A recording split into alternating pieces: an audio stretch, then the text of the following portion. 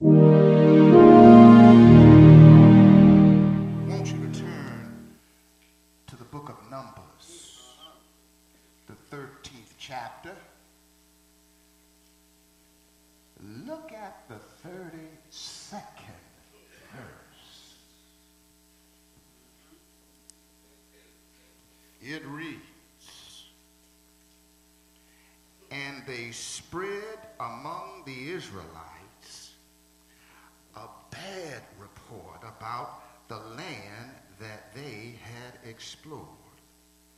They said," quote, "the land we explored devours, eats those living in it. And all the people we saw there were giants." That's what it's saying at a great size. "We saw," 33, "the Nephilim there, the descendants of Anak, and we seemed like grasshoppers in our own eyes, and we looked the same to them." Look at these words, if you will. The land we explored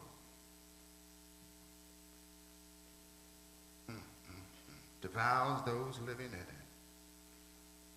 And all the people we saw there were of great size. I want to lift up this thought this morning.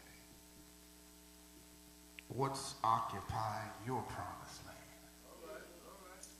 Are you seeing Jesus? Or are you seeing giants? Pray with me. Gracious and merciful Father, on this day, let your word come forth, that we break out of the shackles of non-belief, that we break out of the shackles of disobedience. Take me now to that place where preaching becomes easy. Use my puny efforts to glorify your holy name. In Jesus' name I pray, amen. What's occupying your promised land? Are you seeing Jesus? Or are you seeing giants? Isn't it interesting that we can be members in the same church, listen to the same sermon, sing songs about what God has for us and is for us, attend the same membership meetings, experience the same hunger pains of growth, suffer together, cry together, pray together, fellowship doing service together, adhere to the same doctrine, lift up the same Lord Sunday after Sunday, and yet serve a different God in times of trouble. I'm having a difficult time this morning, Williams Chapel, understanding this duality of faith and faithlessness that exists in the hearts and minds of believers.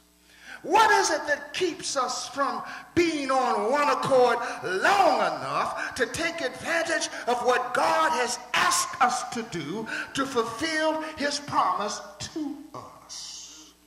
You don't have to pray with me today.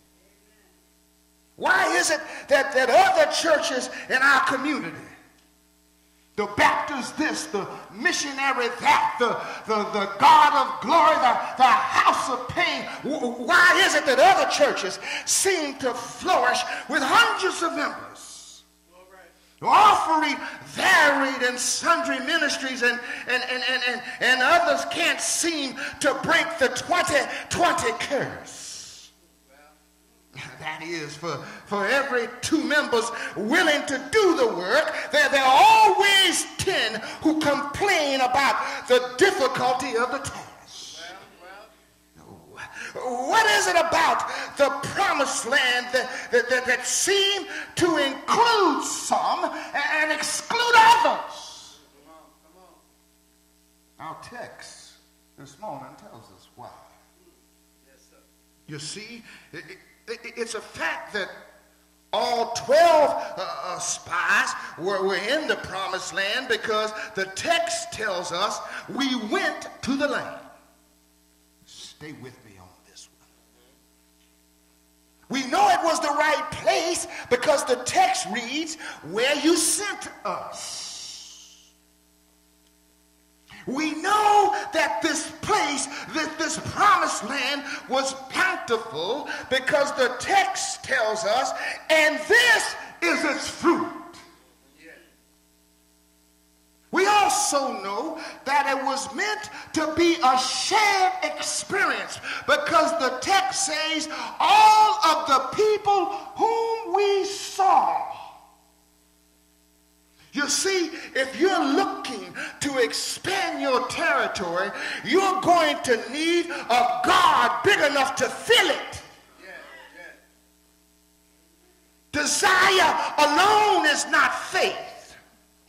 A miracle will never come, Williams Chapel, your way unless you have faith large enough to receive it.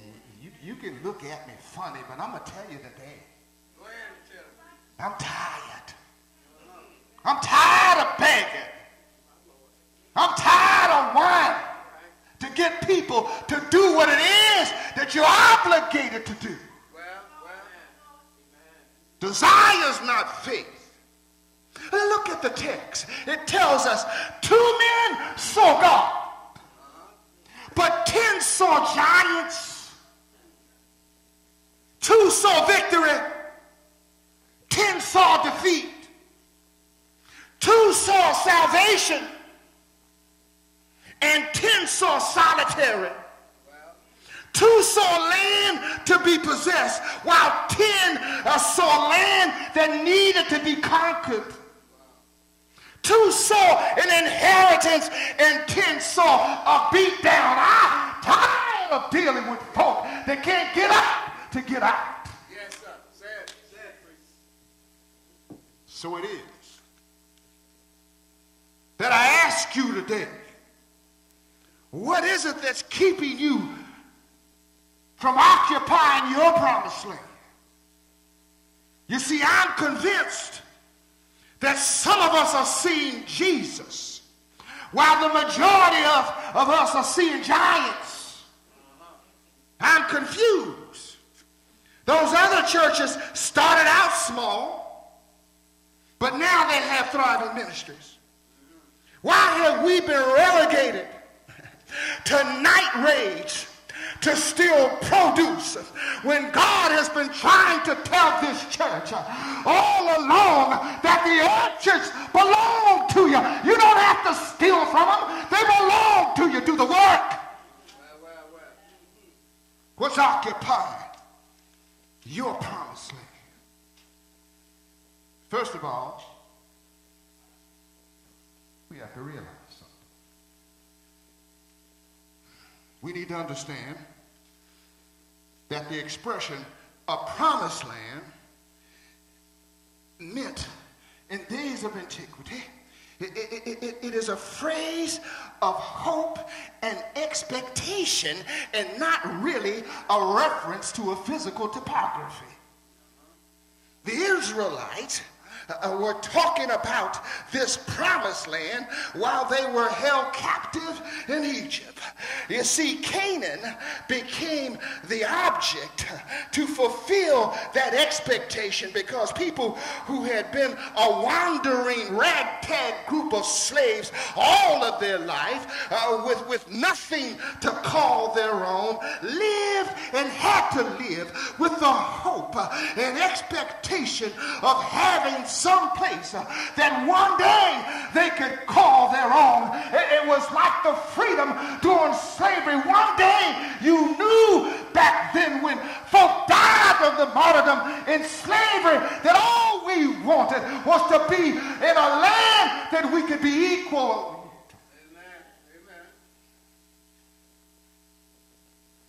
Along with that, teaching and preaching of their leadership, Moses and Aaron and all of their leaders, they fill these people with the expectation that there is a place beyond this hot desert, promised by God, that is fertile with running water and orchards and food for cattle, food for sheep, and framed within the splendor, your freedom as a church, as a people. And by saying these things to these slaves over and over and over again, they begin to plant within their hearts the seeds of hope and expectation. They begin to call this place, this dream world, this utopia, the promised land. And God has promised it to you. I will take you there, and wherever your feet shall tread shall be yours. But you see, like many of us today, when they didn't understand, there are two promised lands. That's right. There were two promised lands. Brother Ashley, it's the one you need and the one searched for. The one we need and the one searched for. The confusion lies in the one they claim God had given them. Don't get your promised lands confused. Know what you think it is. You see, will you reason with me? I'm not going to keep you long today. I know you're trying to get to the Super Bowl and you want me to be finished with it, but reason with me. You see, they had the right destination. They knew how to get there. They were going for the right reason. It was the land that had been promised to the descendants of Abraham. They had the right conclusion, Sister Stowe, that the land they were to possess was indeed the ultimate expression of food pantry. The glory of God. But how many of you know that sometimes you can know where you're going but lose sight of the reason why you're going, where you're going? A lot of us are like that. We're moving somewhere. We have direction and a destination, but don't know why we're going or where we're going. You see, if you don't know where you're going, any road will get you there. Yes, sir.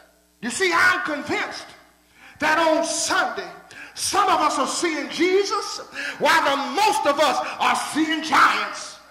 If you were ever going to possess what God has for this church, we better stop talking about how great the pastor is and start talking about how great God is. We better stop talking about how the choir moved you and start talking about how the Lord made a way out of no way.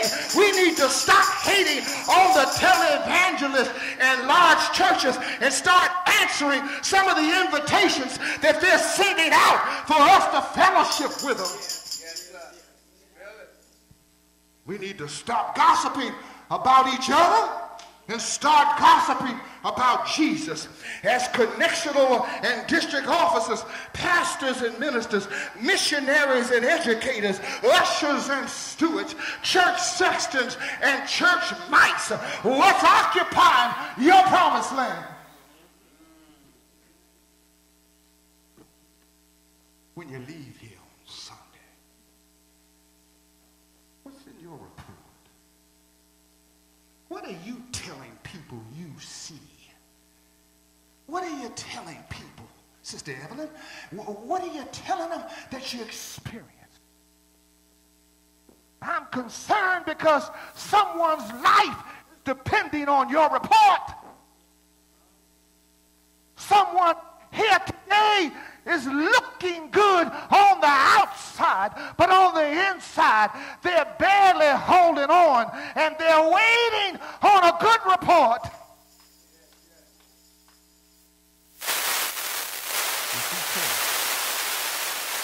Promiscuity is someone from entering the promised land today. Homosexuality is keeping someone from realizing the promises of God.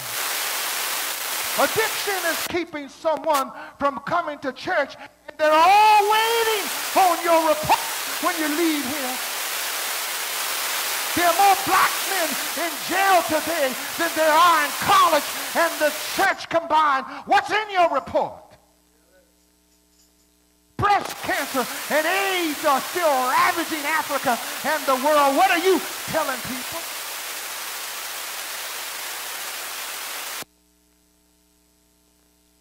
Let people know God is good. What's occupying your promised land depends on how you see yourself fitting in. The text reads, "We went to the land where you sent us." You didn't hear me. Whenever you view yourself as being sent instead of being called by God, I'm afraid that something is occupying your promised land. You see, too many of us in the church are being sent instead of being called. When you're sent, prayer loses power. When you're sent, praise loses purpose. When you're sent, songs lose their meaning. When you're sent, you want the blessing, but you don't want to assume the position to get the blessing. When you're sent,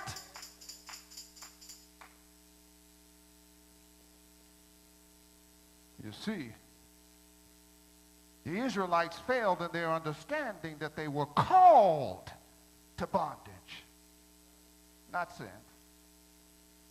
They were not sent to be in captivity in Egypt. They were called by God. Their deliverance was not predicated on where they were sent.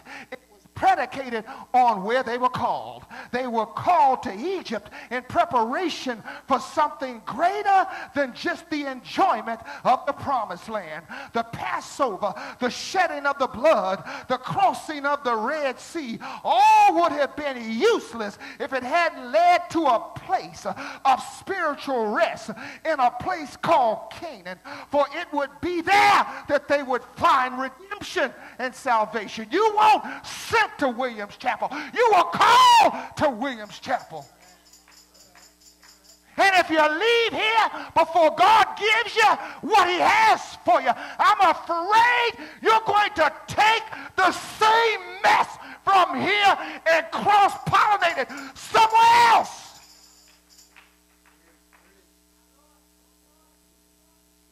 You weren't sent where? If you were sent, give me back the appointment. I'm not sending you anywhere. I can go myself. We go to church every Sunday or serve God's people as if we were sent instead of being called. Then there's something occupying your promised land, and we need to ask ourselves, are we seeing Jesus or are we seeing giants? Just another point or two and I'll sit down. What's occupying your promised land depends on our disposition. The text says, the land through which we have gone as spies. If going into the community of faith as a spy, if you go into the community of faith as a spy instead of an ambassador for Christ, I'm afraid something is occupying your promised land. Too many of us today are acting more like spies instead of envoys for the gospel.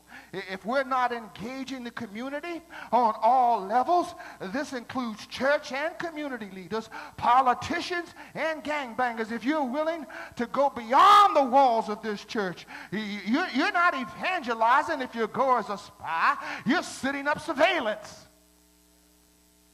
And there are too many churches spying on each other instead of joining hands and doing what God would have us to do. And lastly, and I'm done, you'll never know what's occupying your promised land if your experience with Jesus is a cursory observation instead of a life-changing event. Too many people are coming to church but not coming to God. The truth is, you can't possess the promised land until the promised land possesses you. We all want the promised land, but have no desire to occupy the place where God is telling us to go. If you come into the church, Williams Chapel, Sunday after Sunday, and leave out the same way you came in, I'm afraid there's something occupying your promised land. The promised land is not something you go through. It's a way of life. You're never going to possess your promised land until your promised land possesses you. You see, 10 folk observed the circumstances, but two of them had faith enough to observe the God over the circumstances. And I ask today, what's occupying your promised land? Is it Jesus or is it giants? Is your report leading people to Christ? Or are you telling people that we no longer have the same pastor? It's a mess up in there. I won't do something if that person's involved, and they're not going to do something unless I'm involved. And, oh, did I do this right? I ain't fixing this. And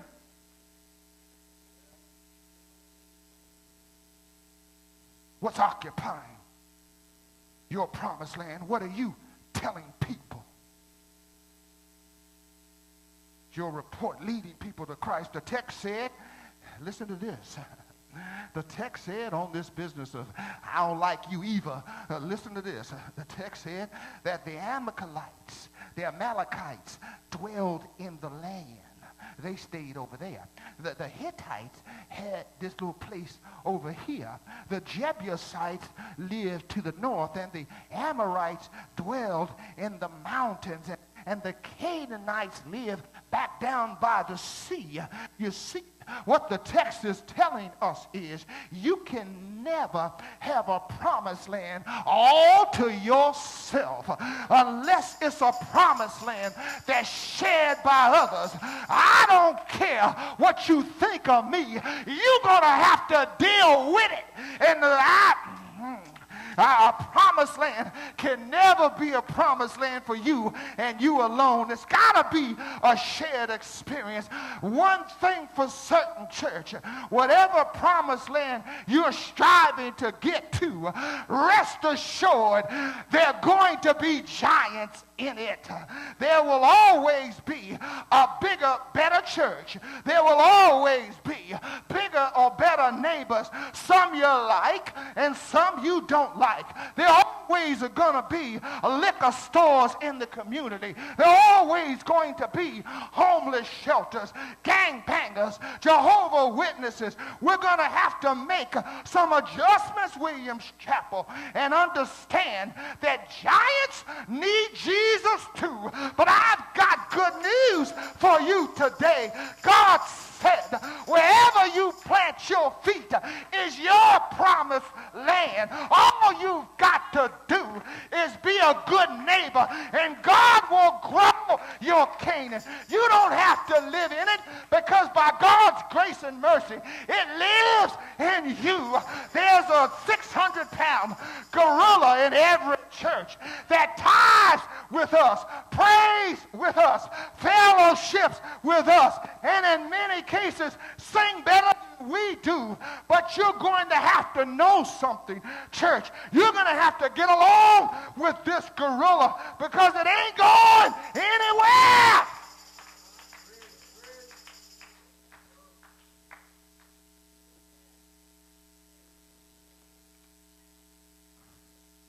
God has a destination for your life. He has a purpose for your life. But it's not your purpose. It's his purpose.